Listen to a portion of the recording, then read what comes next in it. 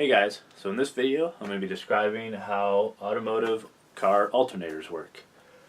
So basically the overall main point that alternators do is they transfer mechanical energy into electrical energy. They're basically the exact opposite of a motor, which transfers electrical energy into mechanical energy. So you got a few different parts to your alternator here. First you have here is the stator, then you have the rotor. The rotor rotates inside the stator, so there's a little tiny bit of space between the stator and the windings in this part of the rotor. On the rotor here you have two different polarity magnets, the north-south and north-south. And over here we kind of have a generic permanent magnet. And on a magnet you have two poles. You got the north pole and the south pole. And that's what these are, and these lines are representing that magnetism around it. And basically the main thing, there's many different ways to create electricity, but the way that the alternator does it is basically when you have the electricity running through something, you create two things. You create heat and magnetism.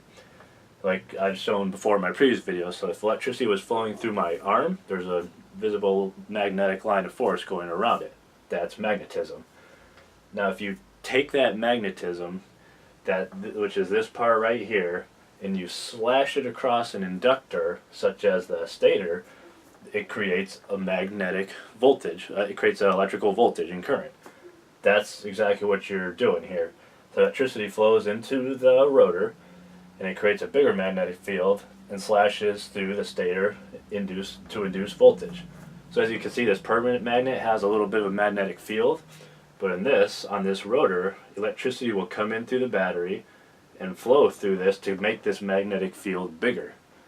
And you have opposite polarities, north, south, north, and south.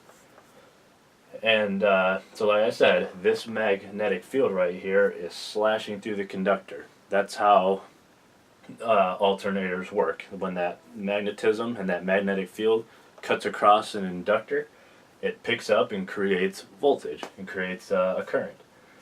And so that's basically how that works. Like I said, this rotor is inside the stator, and outside is the alternator housing, the casing.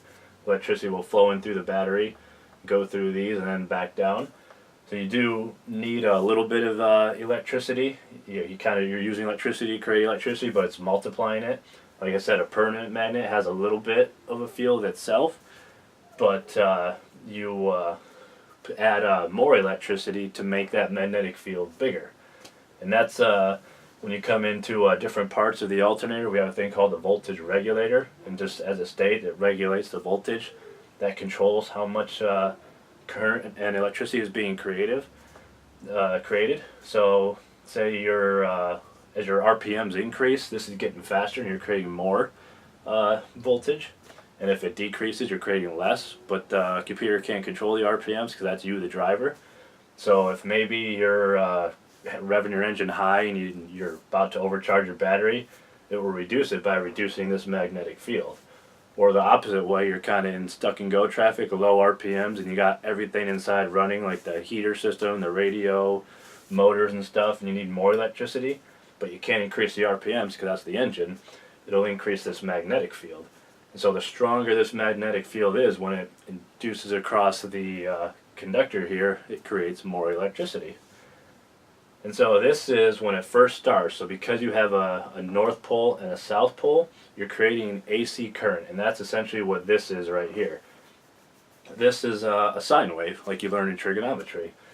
And you create 12 volts, 0 volts, and negative 12 volts. So if you have a voltmeter, if you look at it slow motion, that voltmeter will go back and forth between negative and positive 12 volts.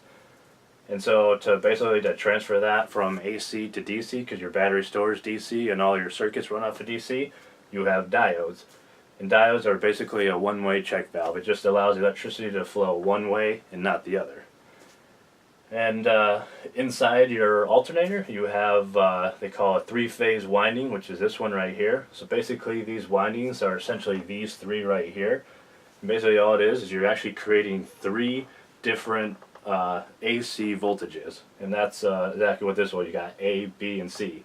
They're basically three different sine waves creating electricity. And again, you have multiple diodes to turn each one of those into DC current.